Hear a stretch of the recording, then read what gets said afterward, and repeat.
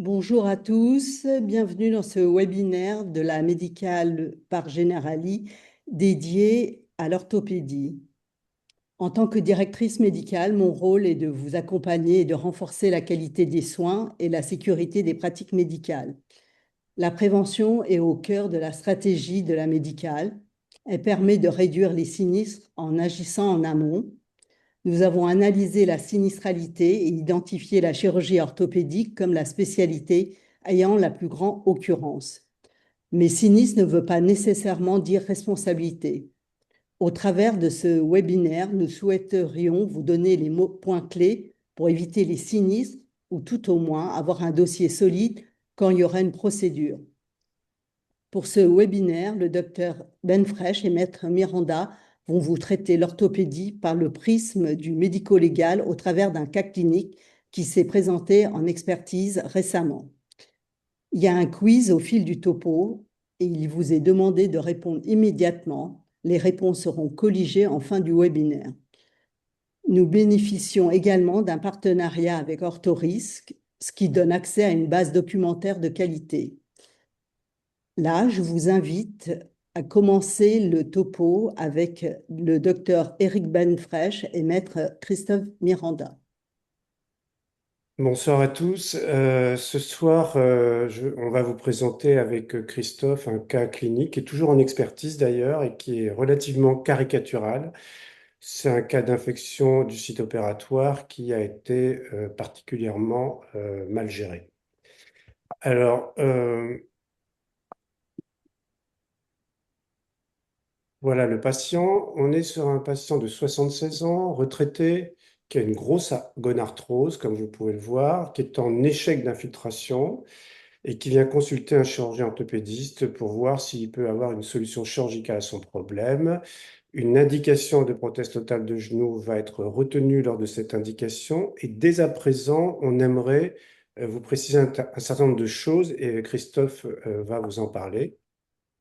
Oui, alors bonsoir. Dans le cadre d'une mesure d'expertise médicale, le collège d'experts, ou à tout le moins l'expert orthopédiste qui sera chargé d'apprécier votre prise en charge, va essayer d'analyser les conditions, notamment le préopératoire.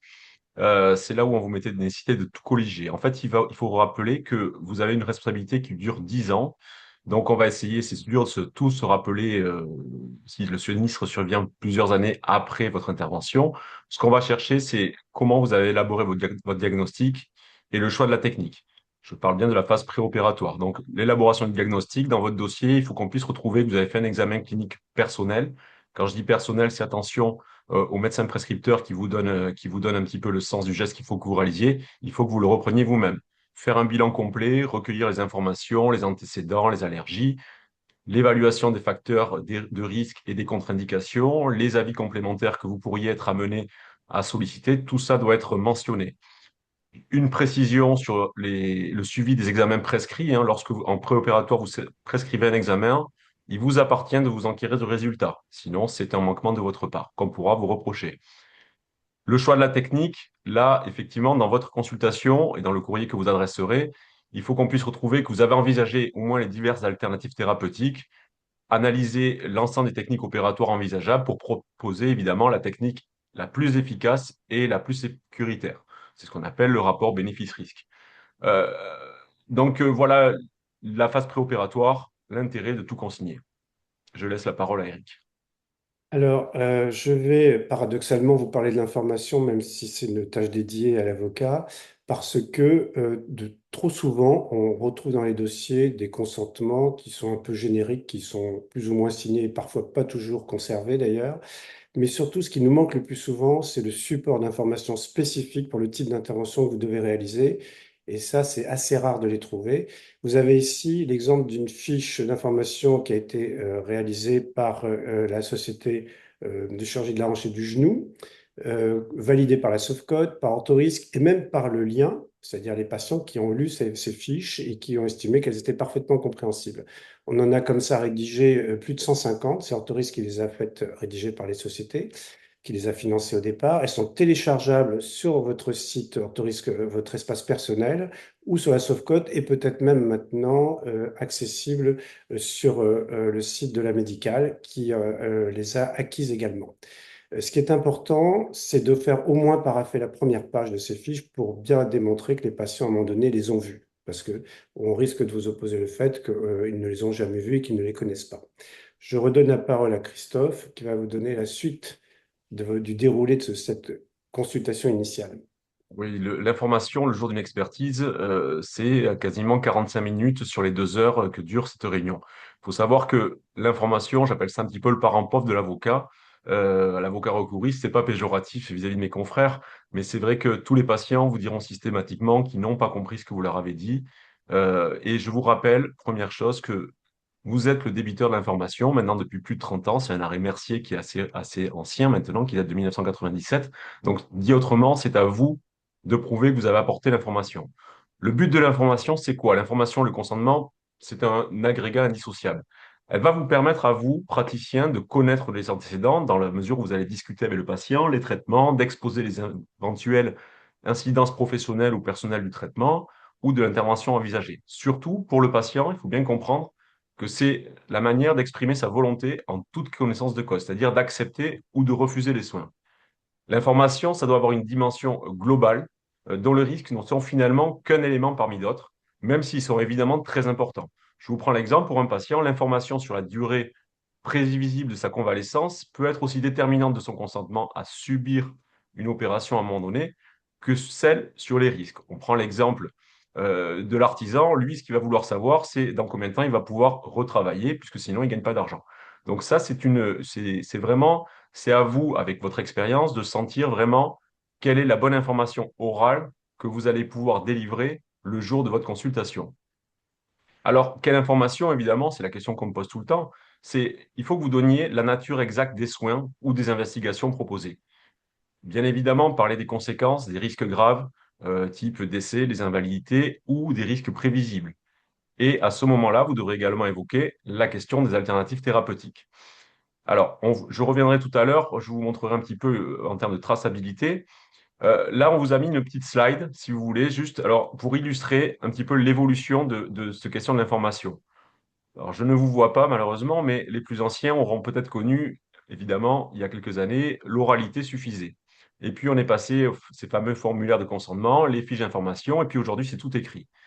Il faut savoir que la traçabilité, Eric qui va nous mettre la slide d'après. Voilà, la traçabilité, en réalité, il n'y a pas une bonne information. Je n'ai pas un canevas aujourd'hui à vous proposer. En fait, l'expert qui, rappelez-vous, ce que je vous ai dit tout à l'heure, ce sera également un chirurgien orthopédiste, donc il fait le même métier que vous. Il a les mêmes difficultés et contraintes quotidiennes. Donc, en fait, il va falloir lui apporter un certain nombre d'éléments qui vont prouver que nous avons bien réalisé cette information. Le jour de l'expertise, je vous assure, pour ceux qui l'ont déjà vécu, le patient vous dira toujours qu'il n'a pas compris. Donc, ce qu'on va regarder, et moi, c'est ce que je vais vous donner comme petit tuyau, c'est le nombre de consultations que vous avez réalisées avec les annotations. Vos annotations personnelles peuvent être versées au débat, hein. Donc, l'information orale, évidemment, est devenue insuffisante. Le formulaire de consentement éclairé, il est indispensable, selon moi, y compris la remise des fiches des sociétés savantes avec une contre-signature, si c'est possible. Je fais la précision quand même que sur les formulaires de consentement ou surtout les fiches de société savante, elles doivent correspondre précisément aux gestes que vous entendez réaliser. Ce que vous disiez, Eric, maintenant, il y a la Softcote ou il y a d'autres sociétés qui ont fait vraiment des fiches spécifiques. Lorsque vous faites, par exemple, dans le préopératoire, un schéma explicatif de votre intervention, n'hésitez pas à le scanner, à le mettre dans vos dossiers, et au moins, ça sera également une mention. La mention d'information de la compréhension doit être également mentionnée dans la lettre que vous adresserez à vos correspondants.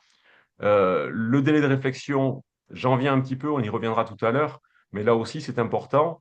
Ne vous précipitez pas sur les patients. On a un délai de réflexion, la jurisprudence nous parle de 15 jours, hein. Alors, ce n'est pas écrit dans le code particulièrement, mais c'est le délai raisonnable qu'on estime.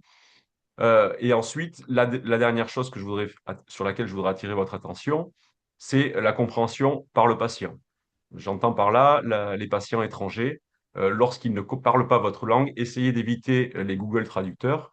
Faites-le revenir avec une personne de sa famille qui parle le français, ou éventuellement, si dans votre service, vous avez la possibilité d'avoir quelqu'un qui parle sa langue, ce sera toujours mieux. Et surtout, vous le notez. Voilà un petit peu tous les éléments qui vont vous permettre de démontrer à l'expert que vous avez réalisé une information correcte, qu'on dit claire, loyale et appropriée.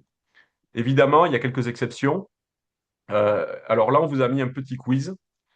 Mais avant juste de faire la quiz, je vous rappellerai juste que le défaut d'information, en fait, un manquement au défaut d'information peut entraîner une perte de chance de refuser l'intervention. Un exemple, c'est un dossier un patient subit une complication qui devrait être qualifiée en aléa thérapeutique. Si vous l'avez mal informé, le dossier peut devenir fautif. Donc c'est vrai que pour un problème administratif, si je puis me permettre, puisque je suis persuadé que vous faites bien l'information, ça peut se transformer en faute. Et puis après, il y a quand même le risque de sanctions disciplinaires. Alors on vous a mis c'est le premier quiz.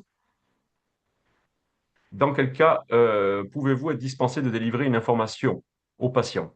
Alors, on va vous proposer quatre solutions que je vous lis. L'urgence vitale ou la situation où l'état du patient impose un acte immédiat. Lorsque le risque est extrêmement grave, imprévisible ou qu'il ne figure pas dans les publications scientifiques de référence.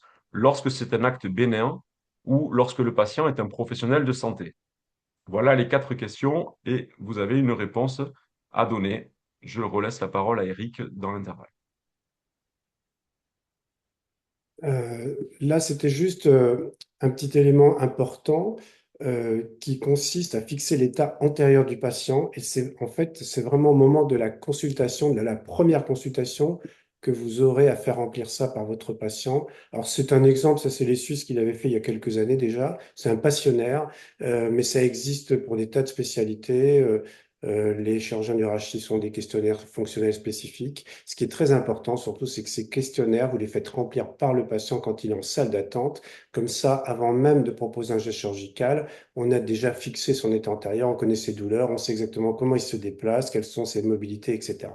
Ça, c'est très, très important. Ça nous sert beaucoup en expertise quand le patient nous dit après que, avant de se faire opérer, il allait très bien. On ne sait d'ailleurs pas pourquoi il s'est fait opérer. Alors, autre chose particulièrement importante, c'est les délais. Christophe a déjà un petit peu évoqué ce problème de délai, mais c'est pas anodin parce qu'en fait, vous allez proposer une chirurgie très invasive, une prothèse totale de genou, et c'est vraiment pas raisonnable aujourd'hui de proposer une date opératoire sur une seule consultation. D'abord parce que vous allez probablement demander des examens complémentaires ou une imagerie complémentaire. Donc, ça sera l'occasion de revoir le patient. Et ensuite, parce que vous allez pouvoir remettre une couche sur l'information la deuxième fois pour espérer qu'il comprenne un peu les complications auxquelles il va s'exposer. Donc, il n'y a pas vraiment de délai réglementaire, mais raisonnablement, 30 jours pour une chirurgie très invasive, ça paraît bien. Et au moins 2 consultations, ça paraît tout à fait légitime aujourd'hui. Un petit mot sur 2 éléments clés qui vont être tout de suite examinés par l'expert, c'est la préparation cutanée et l'antibioprophylaxie. Alors, la préparation cutanée, je sais que vous faites tous de plus en plus de chirurgie en récupération rapide avec des patients qui rentrent le matin même dans l'établissement, ce qui veut dire que la préparation la veille est sous votre responsabilité. C'est à vous de donner, bien sûr, les ordonnances s'il y a des préparations avec des savons. Maintenant, c'est plutôt des savons doux, il n'y a plus de bétadine, mais les consignes de dépilation, etc., c'est sous votre responsabilité. C'est au moment de la consultation qu'il faut prévoir. Après, l'établissement, lui, sera responsable au moment de l'hospitalisation de vérifier que le patient a une dépilation, que ça a été fait proprement, qu'il n'y a pas de blessure, que la peau est propre, etc. Ça, c'est de la responsabilité de l'établissement. Et puis également, dernier contrôle en salle d'op, c'est le temps 1 de la checklist. Il faudra le vérifier avant de commencer à appliquer, de faire la détertion et puis les 2 couches de bétadine ou d'alcool iodé bétadiné. L'antibioprophylaxie, ça a été revu par la dernière reco de la SFAR de 2024, qui a fait couler pas mal d'encre et qui finalement a été, disons, décidé conjointement avec la SOFCOT après quelques modifications. Mais ce qui reste fixe depuis toujours, c'est qu'il faut absolument avoir l'heure de l'incision et l'heure de l'injection. Il faut que ça soit tracé. Alors, je sais bien que c'est les anesthésistes qui tracent, mais le chirurgien doit quand même vérifier quelque part que c'est tracé. Il doit lui-même d'ailleurs le tracer dans son compte-rendu opératoire, dire quel antibiotique, etc. Et puis maintenant, il y a des prescriptions informatisées dans beaucoup d'établissements qui donnent l'horaire de l'injection du produit. Le plus souvent, c'est de la céphalosporine de grammes IV à l'induction. En cas d'allergie, ça a un peu changé. Ça peut être avant, c'était de la vanco. Maintenant, c'est plutôt clindamycine 900 mg IV en première intention. Sinon, vanco, éventuellement 20 mg kg ou técoplanine 12 mg kg. Si vous faites de la chirurgie prothétique de la hanche par voie antérieure et que vous avez un patient allergique, préférez plutôt la Vanco ou la Teco plutôt que la Clinda parce que les propionies peuvent être résistants à la Clinda. Tous ces antibiotiques, sauf la Vanco, peuvent être injectés 60 minutes au plus tôt ou avant l'incision au plus tard. C'est ça qui a changé, c'est juste avant l'incision au plus tard. Sauf pour la Vanco, parce que la Vanco, ça a une diffusion extrêmement lente et il faut au plus tard l'injecter 30 minutes avant l'incision, le temps qu'elle diffuse bien dans tous les tissus. Aujourd'hui, on ne double la dose de charge que pour les IMC supérieurs à 5 ans, ce qui est vraiment quelque chose de tout à fait exceptionnel. Ça a un petit peu changé par rapport à avant. Et puis, pour les chirurgiens, notamment du rachis, qui font des interventions longues, si vous dépassez 4 heures de chirurgie, vous devez faire une réinjection, céphalosporine 2 grammes IV au bout de 4 heures, et Clinda, c'est 450, et toutes les 8 heures pour la Vanco. Alors, dans le cas de ce patient, sa PTG a été faite au mois de septembre 2017. L'information a été validée, le consentement a été signé, toutes les préparations cutanées étaient correctes et aussi l'antibioprophylaxie. Tout ça s'est déroulé sans difficulté. Et là, on va continuer les quiz, enfin les questionnaires auxquels vous allez répondre tout de suite. Sur la préparation cutanée, alors, est-ce qu'elle est seulement de la responsabilité de l'établissement ou seulement de la responsabilité du chirurgien? Et troisième réponse possible, est-ce qu'elle est intégrée dans la checklist au bloc opératoire au temps 1? Questionnaire. Et dès que vous aurez répondu, je vais vous proposer la question suivante qui concerne l'antibioprophylaxie. Est-ce que l'antibioprophylaxie est sous la seule responsabilité de l'anesthésiste qui doit la tracer ou la seule responsabilité du chirurgien qui doit la prescrire? Est-ce que troisièmement, elle doit être intégrée dans la consultation de pré-anesthésie? Et quatrièmement, est-ce que cette dose d'antibioprophylaxie doit être doublée si le poids est de plus de 100 kg? Donc, vous devez également répondre à ce questionnaire. Vous aurez toutes les réponses à la fin du topo et on pourra en discuter. Alors, dans le cas de ce patient, il est revu par son chirurgien au bout d'un mois. Le genou est, j'allais dire, à peu près comme d'habitude, un petit épanchement, quelques signes inflammatoires locaux, une CRP à 60, c'est quand même pas particulièrement inquiétant. Donc, on continue les soins habituels. Il est revu à 2 mois. Et là, déjà, c'est un petit peu différent d'habitude. Il garde toujours sa canne. Il a une CRP à 18, donc pas spécialement inquiétante. Il est quand même obligé de prendre des anti-inflammatoires régulièrement avec des signes locaux qui sont très modérés et une mobilité qui reste bonne. On s'éloigne un petit peu. Le chirurgien le revoit entre 4 et 8 mois. Et là, il y a des éléments nouveaux. Il est toujours en rééducation 2 fois par semaine et le kiné a détecté un bouton qui est apparu sur la face antérieure de sa cicatrice, mais sans écoulement. On lui fait une biologie, 36 de CRP, 6000 blancs, donc rien de très affolant. Et là, je vous pose une autre question pour laquelle on va vous demander de répondre. Est-ce que devant une telle situation, vous êtes particulièrement inquiet? Alors, soit pas vraiment parce que c'est une lésion superficielle, il n'y a pas d'écoulement, on va juste faire une surveillance, ou quand même, c'est une lésion croûteuse, ça peut faire craindre quand même une infection de la prothèse en profondeur. Ça, c'est la première question. Autre question, qu'auriez-vous fait ou que faut-il faire devant une situation pareille? Est-ce que vous proposez un geste local sur la croûte? Est-ce que vous démarrez une antibiothérapie de protection? Ou est-ce que vous faites une ponction du genou avec une bactério et vous avisez en fonction des résultats? Alors, le chirurgien, lui, a plutôt misé sur une surveillance, donc rien de particulier. Et le patient a été surveillé. Et 9 mois plus tard, vous voyez un genou qui commence à être un petit peu rouge, qui augmente de taille. Là, la mobilité se réduit. On passe de 110 à 90. Et on a l'impression d'avoir il a l'impression en tout cas d'avoir une petite collection pour laquelle il envisage peut-être de faire une mise à place locale parce qu'en plus, il est sous anticoagulant, ce patient, à dose efficace, il est sous Xarelto. Donc, cette petite collection va être faite sous local, mais sans prélèvement bactériaux. La CRP est à 40. Et puis, il y a quand même une décision de faire 4-5 jours plus tard une chirurgie, une vraie chirurgie, une fois que les anticoagulants auront été arrêtés, avec un lavage au bloc et des prélèvements bactériologiques. Donc, je vous pose de nouveau une question. À ce stade-là, quelle information pensez-vous donner au patient? Bah, soit aucune en particulier, parce que pour l'instant, vous n'avez pas tellement d'informations à lui donner, il n'y a pas tellement d'éléments. Soit au contraire, vous commencez déjà à l'informer qu'il y a peut-être une infection et qu'il va y avoir des options thérapeutiques différentes à faire. Et puis, la troisième chose, est-ce que vous pensez qu'il faut faire re-signer un consentement, puisqu'il a déjà signé un consentement avant sa prothèse de genou? Est-ce que c'est nécessaire? Donc là, on vous demande de répondre à cette question. Alors, le chirurgien va donc faire cette chirurgie au mois de mai 2018 sous anesthésie générale. L'anticoagulation est contrôlée et il lui fait ce qu'on appelle un DER, c'est-à-dire un lavage avec des bridements. On change les pièces mobiles et on garde les implants.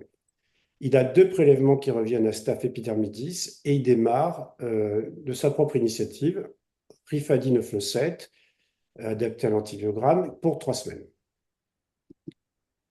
Alors, son protocole opératoire, le moins qu'on puisse dire, est assez succinct. Bon, je ne sais pas si vous arrivez bien à le lire, mais globalement, il est écrit incision au regard de la collection, multiples prélèvements, lavage abondant, fermeture sur un aspiratif. Vous conviendrez que c'est quand même assez sommaire. On manque un peu d'éléments, quoi. On ne sait pas quel est l'aspect du liquide, c'est du pus, c'est clair, c'est hémorragique, quel est l'aspect de l'os, est-ce qu'il est sain, pathologique, est-ce que les implants ont une tenue correcte ou est-ce que déjà la prothèse commence à avoir des signes de décédement? Aucune information. À ce stade, je vous pose donc une nouvelle question pour savoir si vous auriez fait le même geste que ce chirurgien, c'est-à-dire un lavage simple avec des prélèvements. Alors, première réponse, oui, c'est logique parce qu'il n'y avait pas de germes détectés au préalable. Ou deuxième réponse possible, non, parce qu'on était largement à plus d'un mois post-opératoire et qu'a priori, il fallait faire l'ablation de tous les implants et du ciment. Donc, vous répondez à cette question. Et il y en a une autre qui s'enfile juste derrière, qui est en fait la suite de la première. Si vous n'avez pas décidé de faire un lavage, mais de faire l'ablation des implants, est-ce que à ce stade, vous proposeriez une réimplantation systématique en un temps, systématique en 2 temps, ou le choix entre 1 ou 2 temps en fonction de la gestion avec un infectiologue, selon la nature du germe, la résistance, etc. Donc, 3 solutions possibles.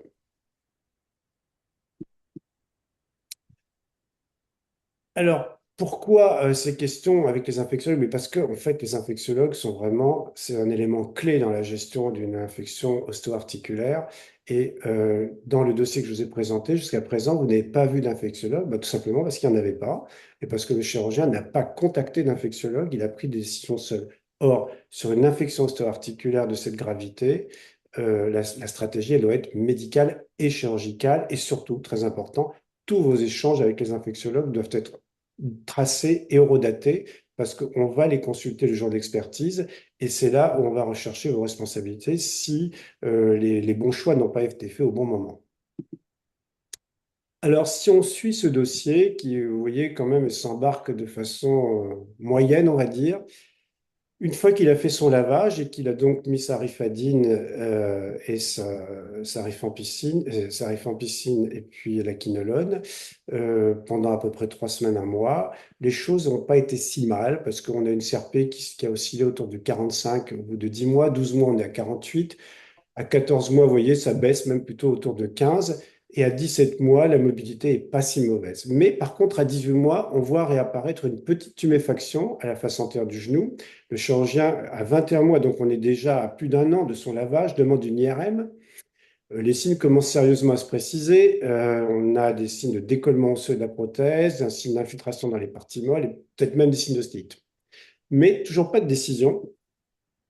Et on est à 22 mois. Et alors là, on a un courrier du chirurgien qui est assez lunaire, qui dit, bah, écoutez, on va peut-être le revoir une dernière fois au mois d'août avec un bilan biologique pour le laisser tranquille définitivement, parce que les choses avaient l'air d'aller pas trop mal. Je vous laisse imaginer la suite. On est 2 ou 3 mois plus tard. Une grosse tuméfaction apparaît, sans fistule. Et là, le chirurgien dit quand même, je crains une récidive infectieuse. La CRP est à 30, donc toujours pas quelque chose d'extraordinaire. Et bizarrement, on voit apparaître dans le dossier une demande d'arthroscanner. Alors, arthroscanner, qui a priori n'a pas été demandé par le chirurgien, sur un genou dont on pense qu'il est infecté. c'est quand même assez risqué, hein. Alors, les résultats de l'arthroscanner confirment tous les signes de l'infection, il n'y a pas de doute là-dessus. Il est clair que le radiologue qui a fait cet examen, si jamais on sort un germe différent du germe initial, pourra se retrouver dans la cause pour avoir lui-même créé une deuxième infection. L'affaire continue et finalement apparaît une grosse pseudotumeur à la face antérieure du genou et là, le chirurgien a compris et il adresse le patient au CHU. La prise en charge est faite et là, cette fois-ci correctement, dépose des implants, du ciment, mise en place d'un gros spesseur et comme ça a beaucoup traîné, il a fallu faire un lambeau de jumeau interne pour couvrir les parties molles, parce qu'on ne pouvait plus les fermer, et puis une antibiothérapie qui est faite et décidée avec les infectiologues, Targocide, rifampicine, dalacine 3 mois, donc là, on est dans du solide. Et puis, comme les choses vont pas trop mal, on peut faire une réimplantation dans de bonnes conditions, avec une prothèse de révision et des suites opératoires simples. Là, notre historique s'est terminé. On va peut-être regarder les résultats des quiz, si on les a, avant de repartir sur les messages qu'on aimerait vous faire passer. Est-ce que vous pouvez nous donner le début des résultats? Alors, la question 1, Christophe, c'est peut-être pour toi. C'était sur Ouais, voilà. Donc la question, c'était effectivement, dans quel cas pouvez-vous dispenser des livrets d'informations aux patients? Alors, vous avez répondu, je vous donne quand même, c'est en grande majorité l'urgence vitale ou la situation du patient qui impose un acte immédiat. Évidemment, acte bénin et patient est un professionnel de santé ne vous dispensent aucunement. En fait, partez du principe que dès que vous pouvez informer, il faut le faire. Et les trois exceptions qui sont autorisées, donc c'est bien évidemment l'urgence. Il y avait également, on aurait pu, c'est l'impossibilité, c'est le patient notamment inconscient. Ou alors, il y a la volonté du patient qui a été exprimée de ne pas recevoir d'informations. Alors là, on l'a beaucoup, par exemple, pour des raisons idéologiques ou culturelles, évidemment. Mais gardez en tête que dès que vous pouvez, alors on a souvent le débat lors des opérations d'expertise aussi sur l'urgence ou la demi-urgence. Typiquement, le patient que vous allez opérer à J, soit 3 jours plus tard, si vous voulez, on considère que c'est une semi-urgence et que vous auriez quand même pu essayer de lui faire délivrer une information. Donc, si vous avez la possibilité, alors je ne vous demande pas de me colliger un dossier parfait, mais au moins de tracer des échanges que vous auriez pu avoir lorsqu'il est hospitalisé dans votre service. Essayez de tout noter. Voilà pour la première réponse à la question. Vous nous affichez la question suivante, s'il vous plaît. Les réponses plutôt à la question suivante. Donc, c'était sur la préparation cutanée. Effectivement, là, c'est 100%. Bravo. Donc, on est bon. Checklist bloc, c'est ça la bonne réponse. Pas de commentaire parce que c'était assez simple comme question. Question suivante, s'il vous plaît. Alors, l'antibioprophylaxie, est-ce que c'est seulement, ça c'est intéressant ça, est-ce que c'est seulement sur la responsabilité de l'anesthésiste 17%, seulement du chirurgien 4%, hein, c'est amusant, et intégré à la consultation de pré-anesthésie 67%, oui c'est ça. La bonne réponse c'était intégré à la CPA parce que c'est dans les recos de la HAS, hein, c'est une obligation. L'anesthésiste doit le prévoir. Ce qui est clair, c'est que quand on n'arrive pas à retrouver la trace de l'antibioprophylaxie dans le dossier, pendant très longtemps, c'était le chirurgien qui devait assumer parce qu'il était seul face à l'expert et que l'anesthésiste n'était pas là. Aujourd'hui, les choses ont un peu tendance à changer. Et quand il y a vraiment un défaut d'antibioprophylaxie, on peut dire que si l'anesthésiste n'est pas là, les experts ont tendance à essayer de partager la responsabilité entre anesthésiste et chirurgien. Donc, ça s'est un petit peu amélioré pour nous, les chirurgiens, mais globalement, je dirais que c'est beaucoup mieux au niveau de la traçabilité que ça ne l'était il y a 5 ou 6 ans. Diapo suivante, enfin, question suivante, réponse à la question suivante plutôt. Est-ce que la situation vous inquiète? Donc, je vois quand même qu'il y a beaucoup de gens qui sont inquiets. Moi, je l'aurais été aussi, mais il y a quand même 14% de gens qui surveillent. Bon, c'est vrai qu'à ce stade-là, on pouvait encore surveiller. Une croûte, c'est quand même pas. On peut rester en surveillance, mais moi, je pense que déjà, j'aurais été vers la ponction de genou pour voir. Et probablement qu'on aurait trouvé quelque chose. Réponse suivante. Alors, que fallait-il faire? Un geste local sur la croûte, d'accord. Ouais, c'est ça. Geste local sur la croûte, non, franchement, je pense que ce n'est pas du tout raisonnable. D'ailleurs, c'est pas ce qu'il a fait, mais Non, parce que soit c'était un signe évident d'infection et à ce moment-là, il fallait vérifier qu'il y a une infection profonde osteoarticulaire ou pas, soit ça ne l'était pas et à ce moment, la croûte, il n'y a pas de geste à faire dessus, c'était des soins locaux, à mon avis. Diapo suivante. Réponse suivante si vous avez question 6. Alors, quelle information? C'est peut-être Christophe qui va. Ouais, la question, c'était quelle information donner aux patients dans cette situation, effectivement. Donc, vous avez, bravo, répondu à 100% pour l'informer qu'il présente probablement une infection en expliquant les différentes options thérapeutiques. Effectivement, à ce stade-là, même si le patient aura du mal à se soustraire au geste, il vous appartient de le réinformer. Alors, c'est souvent d'ailleurs une bonne information à ce stade, au moment de la complication, c'est-à-dire de ne pas s'échapper de ses responsabilités, responsabilités au sens le plus large du terme, mais effectivement, ça permet souvent d'éteindre un petit peu le feu pour la suite. Si vous voulez, si on a souvent la problématique des patients, la genèse d'un dossier qui démarre par le patient. J'ai pas vu le chirurgien, il m'a rien expliqué, on m'a laissé avec une complication et j'ai pas vraiment compris ce qui s'était passé.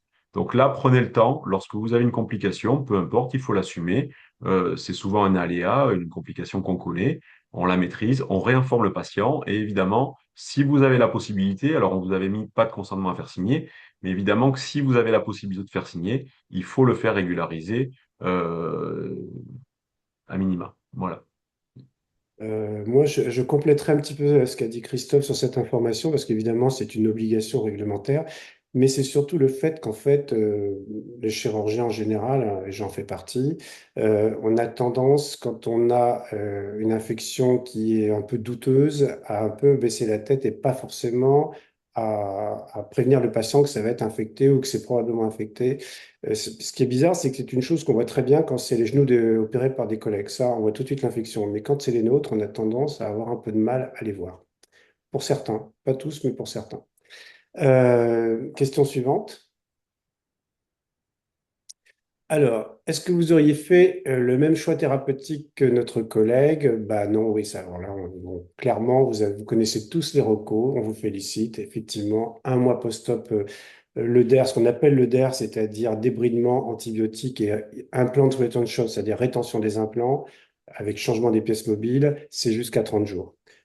Bon, actuellement, il y a un travail qui est en train de se faire avec les infectiologues pour voir faire sortir de nouvelles recours, mais pour l'instant, actuellement, c'est toujours 30 jours. Au-delà de 30 jours, on est censé changer les implants, enlever tous les implants, le ciment. Et après, réponse suivante, c'est sur le choix des un temps de temps.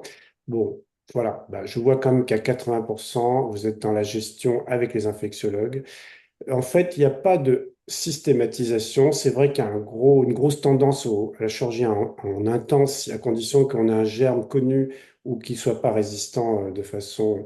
Si on n'a aucune connaissance du germe, ça peut se discuter. Et à ce moment-là, de toute façon, la stratégie doit se faire avec les infectiologues. Ça se décide avec eux. Question suivante. On est pratiquement au bout, je pense. Ça, c'était la réponse des Yes. questions. Non, mais c'est tout. C'était la La dernière. dernière. D'accord. Donc, on va ouvrir la discussion là maintenant, Thérèse, si elle est là. Thérèse, tu es toujours avec nous? Il faut brancher ton micro. En attendant que Thérèse arrive, on peut vous proposer de poser des questions. Ah, voilà, Thérèse est arrivée. On ne Sans le t'entend. micro. Il faut brancher ton micro, Thérèse. Voilà, Ouais. excusez-moi. Donc, j'étais en train de lire les questions. Donc là, nous avons plusieurs questions. Donc, la première est, est-ce que le questionnaire, le consentement éclairé peut être générique? Est-ce que ça suffit? réponse est absolument non. Voilà, très clairement. Aujourd'hui, il faut vraiment, on y insiste encore, hein. Alors, je fais la précision, l'autorisation d'opérer de la clinique ne vaut aucunement consentement du chirurgien, hein. Donc ça, c'est clair. On a encore eu le cas il n'y a pas très longtemps. Donc vous devez vous appuyer sur les documents des sociétés savantes. Vous avez votre consentement normalement qui vous est personnel, hein, et qui doit être adapté au geste que vous envisagez. Donc là, sur la prothèse de hanche de la PTG dont on parlait, effectivement, là, vous avez et le consentement et la fiche d'information de la société savante à leur remettre. Donc, le consentement générique, c'est terminé, ça n'a plus aucune valeur. Alors, L'idée, juste que vous compreniez, c'est qu'il faut que les complications qui sont connues soient vraiment en lien avec l'intervention dont vous allez bénéficier, dont le patient va bénéficier. Je rajouterais juste une petite chose, Christophe, par rapport à ce que tu dis, Ouais, c'est ouais. qu'il faut vraiment revenir sur la fiche d'information spécifique par intervention. C'est quelque chose qu'on voit quand même encore assez peu. Il n'y a pas beaucoup de chirurgiens qui les utilisent. C'est vraiment un élément clé parce que maintenant, c'est demandé systématiquement en expertise. Il faut absolument que vous ayez des fiches par intervention et que ces fiches, pour le coup, vont décrire toutes les complications imaginables, même si elles sont pas, comment dire, énoncées oralement, c'est pas grave, elles sont inscrites. Et surtout, faites-les parapher parce que sinon, elles nous serviront à rien. Ça, c'est quelque chose. Je dirais que dans les dossiers d'expertise, il y a peut-être au moins peut-être 70% des dossiers où il n'y a pas ces fiches, quoi. Donc, c'est vraiment, il y a un gros travail à faire là-dessus. alors, toujours sur l'information, il y a beaucoup de questions, hein. Donc, une question qui vient d'arriver, c'est le consentement éclairé doit-il être signé en présence du chirurgien? Réponse, encore une fois, c'est non. Vous, ce qui vous appartient, c'est de délivrer l'information orale le jour de votre consultation préopératoire. Souvent, c'est à la fin de cette consultation où vous allez remettre, ou votre infirmière ou votre secrétaire va remettre les documents. Et le patient, justement, ce fameux délai de réflexion, on collige ça au délai de réflexion, c'est justement pendant ce délai-là qu'il va pouvoir prendre le temps de répondre enfin, de lire tous les documents, éventuellement, s'il a des questions, de revenir vous voir, d'aller consulter son médecin traitant. L'objectif, c'est quand même que vous ayez récupéré de manière personnelle, ou votre infirmière, ou quelqu'un de votre établissement récupère le consentement signé avant l'intervention. Hein, donc, il faut ne vous lancez pas dans un geste si vous n'êtes pas sûr que le consentement a été régularisé. Voilà.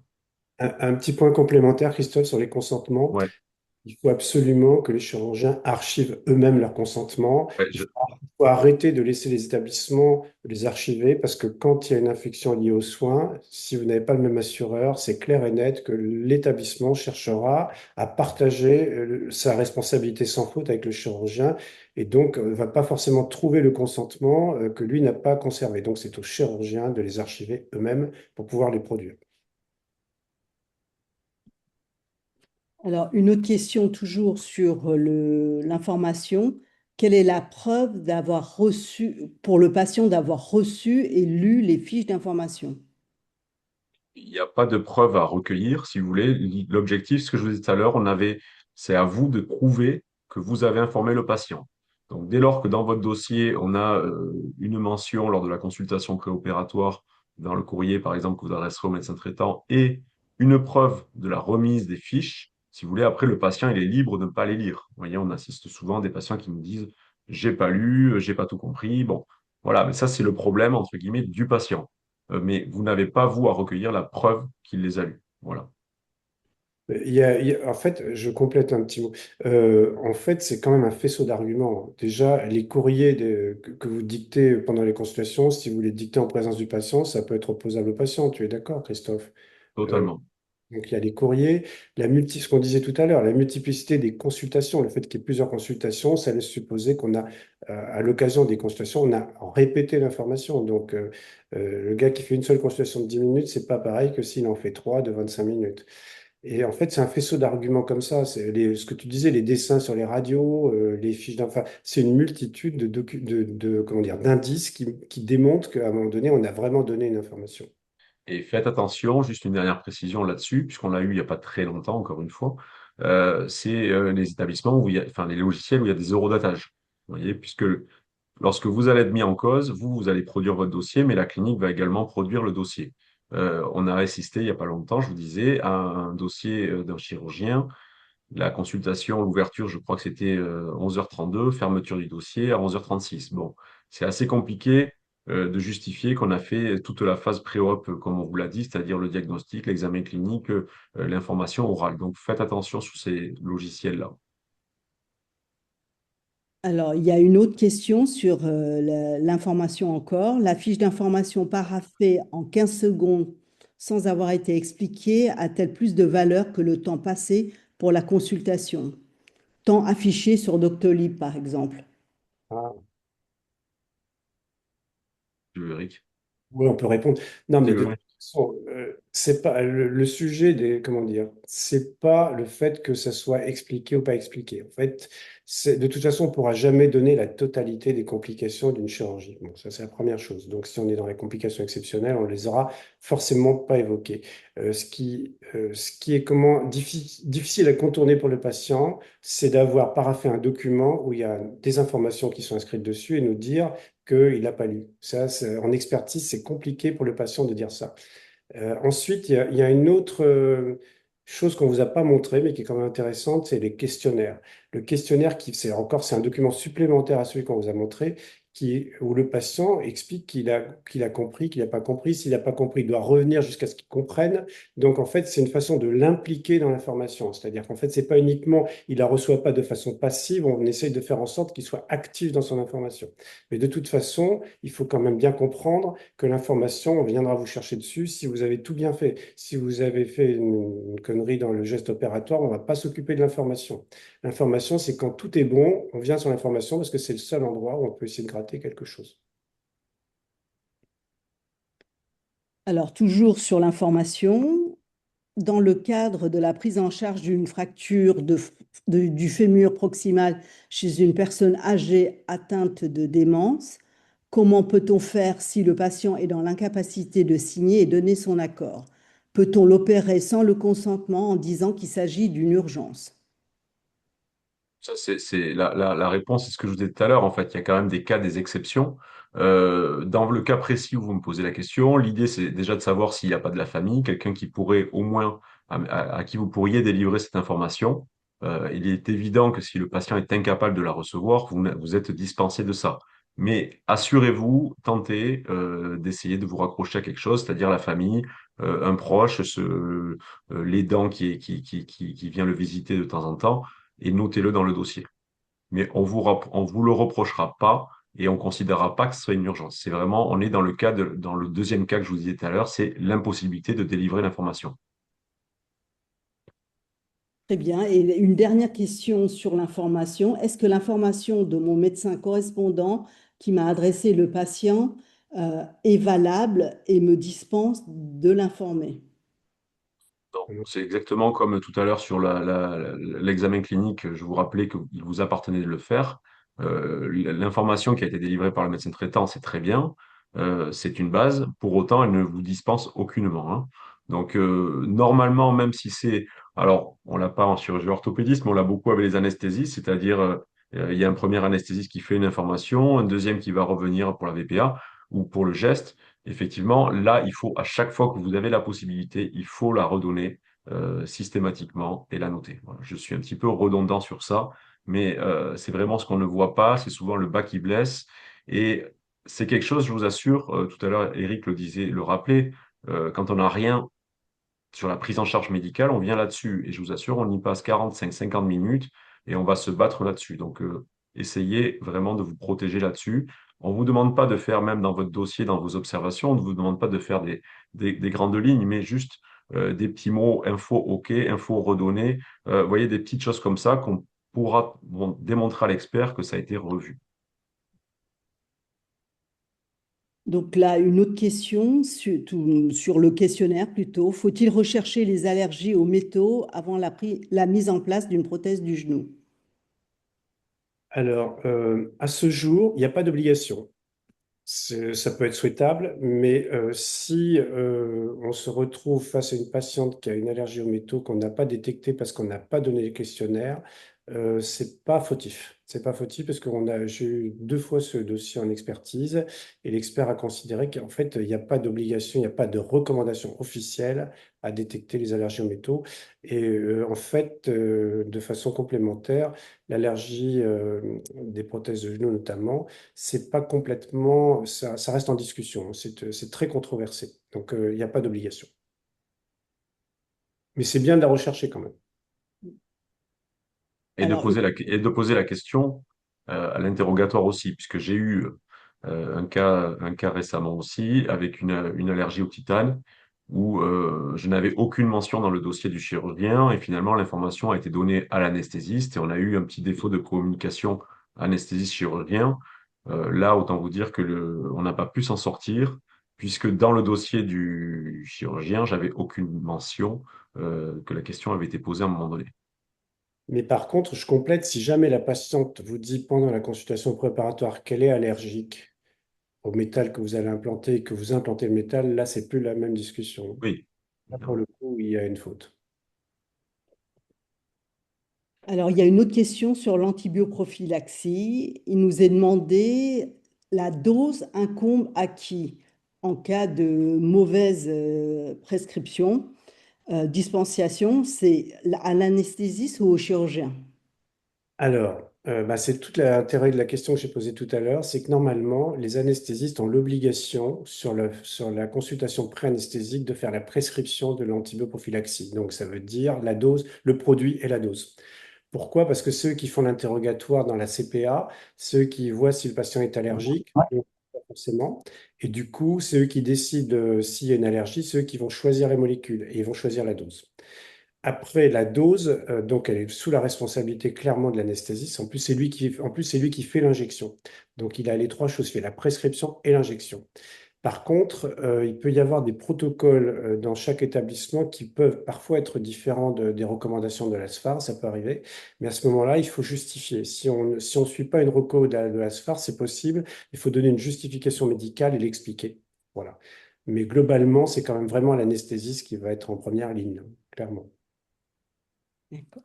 Alors, il y a d'autres questions sur l'information encore. Dans le cas d'une urgence non vitale, exemple col du fémur, fracture du col de fémur, préciser dans le compte-rendu ou dans le dossier médical de la clinique que le consentement a été recherché et donné est-il suffisant? Cette méthode dispense-t-elle d'un consentement écrit? Oui, si on est dans le cas d'une urgence, enfin là vous êtes parfaitement dans ce que je vous ai expliqué tout à l'heure, si on est dans le cas d'une urgence, alors certes non vitale, c'est ça que vous avez précisé, hein, mais il est certain que vous pouvez être dispensé. Pour autant, il faut quand même essayer de la donner. Et donc, je crois que la question, c'était ça, hein, le sens, hein. Ça dispense d'un consentement écrit. Oui, on va essayer de s'en sortir, mais si vous avez la possibilité de le faire, le col du fémur, normalement, c'est ce que je vous disais tout à l'heure, si vous opérez, si vous avez quelques heures devant vous, essayez de le faire signer. Voilà. Ça évitera la longue discussion. Et une autre question, c'est là, c'est plus up-to-date, c'est est-ce qu'un e-consentement suffit? Bah, ouais, Tu veux répondre, Eric, ou Ah, vas-y, vas-y. vas-y. Ça peut Non, être- non, alors, ça suffit, oui, avec, alors moi, je suis peut-être, je commence à vieillir, avec la limite, aujourd'hui, on n'a pas vraiment de recul, si vous voulez. Personnellement, j'en ai pas eu souvent.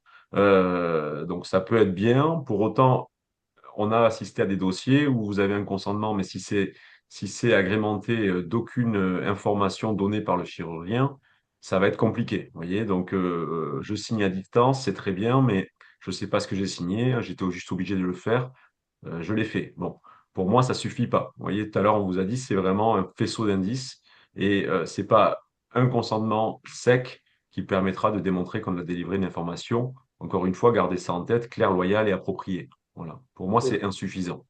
Ce qui peut être intéressant aujourd'hui, parce qu'on a quand même des outils hein, qui évoluent beaucoup, c'est dans les salles d'attente d'avoir si on a un ordinateur ou quelque chose comme ça qui fait dérouler une information qu'on est obligé de visionner avant de signer, ça peut être intéressant comme processus. C'est-à-dire tu déroules trois quatre pages d'informations et à la fin quand tu as déroulé, un peu comme quand tu dois signer un acte notarié, tu vois, c'est un peu le même principe. Ouais, C'est-à-dire, ouais.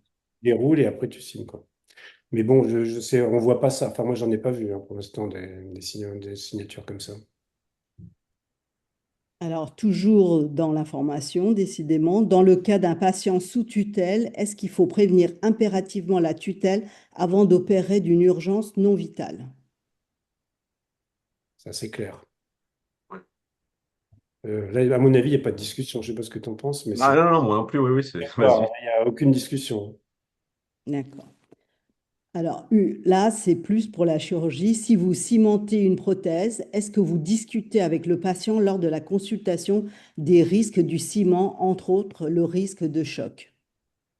Bah, il faudrait. En fait, je ne suis pas sûr que de l'avoir souvent fait, parce que d'ailleurs, je cimentais plus beaucoup mes prothèses. Mais en fait, oui, il faudrait. En fait, les risques opératoires doivent être évoqués.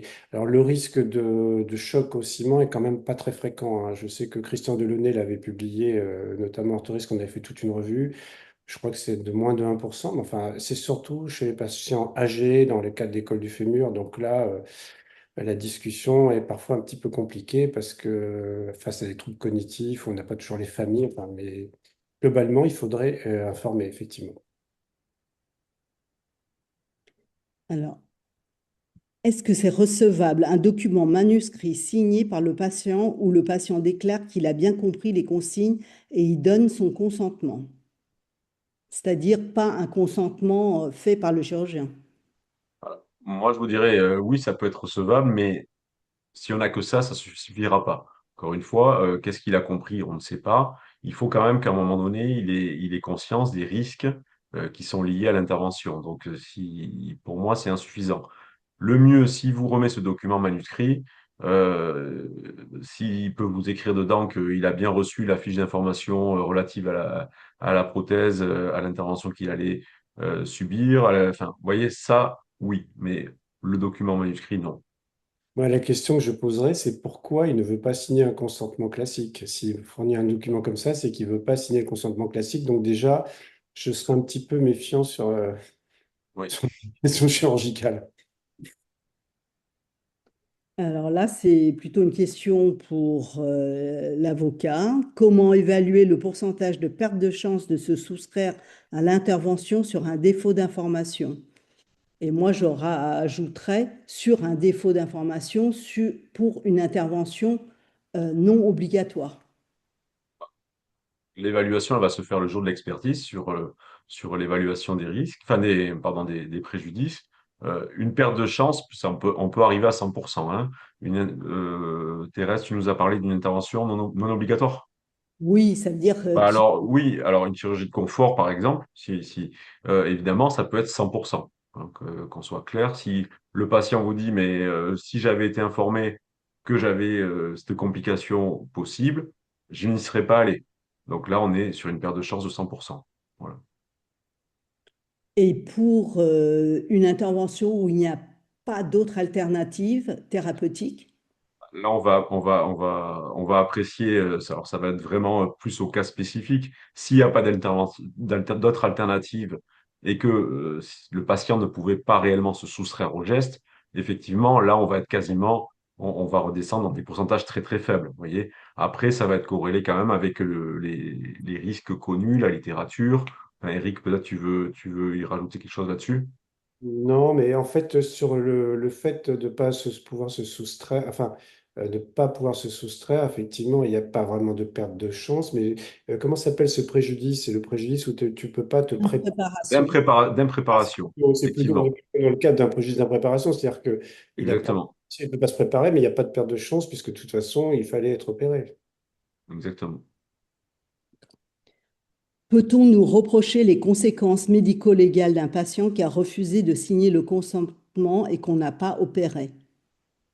Ça, je crois pas, non. De toute façon, on peut toujours. Alors, déjà, par définition, on peut toujours refuser d'opérer un patient. C'est pas du tout une faute. Il faut simplement faire un courrier et l'adresser à un de ses confrères pour qu'il le prenne en charge. À partir du moment où il y a la relation de confiance n'existe plus entre un chirurgien et un patient, le patient peut refuser la chirurgie et le chirurgien peut refuser de l'opérer. C'est pas un problème, mais il faut pas le laisser dans la nature. Il faut le confier à quelqu'un d'autre. C'est tout. Et moi, personnellement, je ne paierai pas un patient qui refuse de signer un consentement, hein. Et si c'est dans le cas d'une urgence? Dans le cas d'une urgence, c'est pas du tout le même problème. On n'a pas forcément. Alors, si c'est une urgence vitale immédiate, on n'a pas besoin de consentement. Si ça va direct des urgences au bloc, il n'y a rien à signer, c'est direct. Si on n'est pas dans le cas d'une urgence vitale, on est dans une urgence différée comme l'école du fémur, là, ça peut se discuter parce que bah, c'est par exemple le problème des tutelles, c'est le problème des patients qui ont des troubles cognitifs majeurs pour lesquels on n'a pas forcément une famille. On peut être amené même à solliciter, par exemple, si on a le procureur de la République, hein, si vraiment personne ne veut prendre la décision. De temps en temps, il y a même des anesthésistes qui s'opposent à ce qu'on opère un patient tant qu'on n'a pas une signature d'un membre de la famille. Enfin, c'est un peu compliqué à gérer ça. Et j'ai une question là qui n'est pas de l'information. Est-il obligatoire d'avoir un référent infectieux? Oui. Alors là, clairement, oui.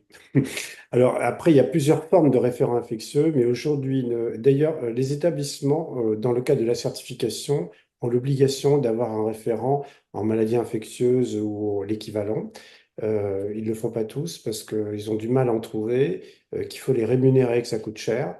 Après, il y a des centres, il y a les cryoacs, mais les cryoacs, les centres de réflexion, les centres de référence, ils sont complètement débordés, donc ils ne peuvent pas capter toutes les demandes. Mais clairement, il faut absolument faire un réseau maladies infectieuses dans tous les établissements. S'il y a un, deux ou 10 orthopédistes, il faut qu'il y ait un réseau vers un ou plusieurs infectiologues et qui soit accessible. Et surtout, ce que je disais, il faut tracer tous les échanges avec eux.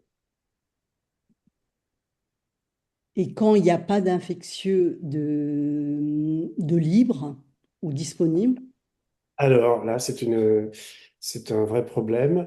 Dans l'urgence, c'est moins problématique parce que dans l'urgence, on a des protocoles. Par exemple, si on reprend un malade qui va pas bien sur une prothèse de genou en pleine nuit, en plein week-end, on a des protocoles d'antibiothérapie à mettre en place le temps d'avoir les germes. Mais dès qu'on a les germes, il faut trouver un infectiologue en fait.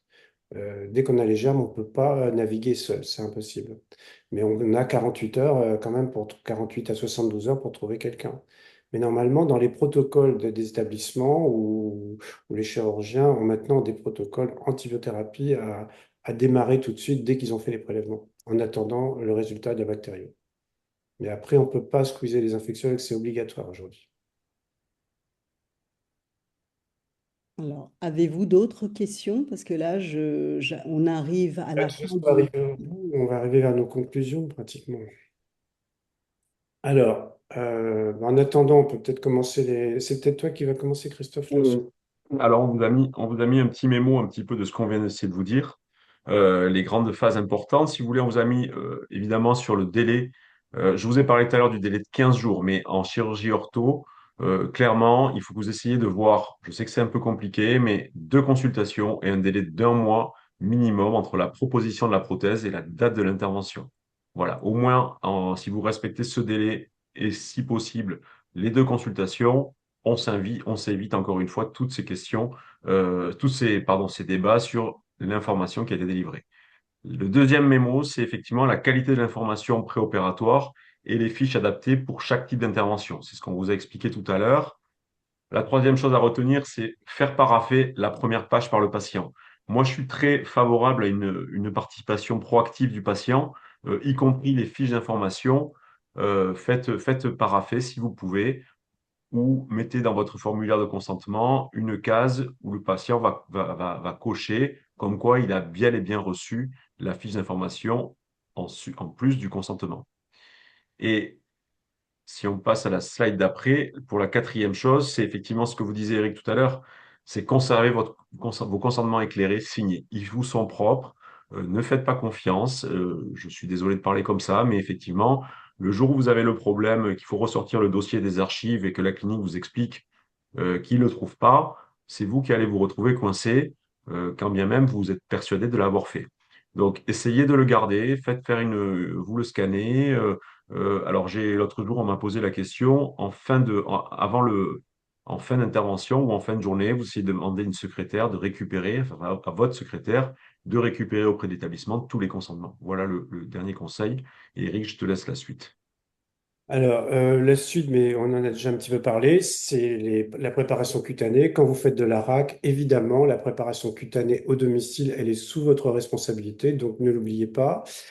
L'antibioprophylaxie, bah, c'est surtout le fait qu'elle doit être tracée, j'allais dire, parce qu'elle est souvent injectée, mais pas toujours tracée, vraiment tracée dans le dossier médical. Et vous avez intérêt à le vérifier régulièrement pour voir si vos anesthésistes font le boulot. Euh, Ça, c'est vraiment un élément clé, hein.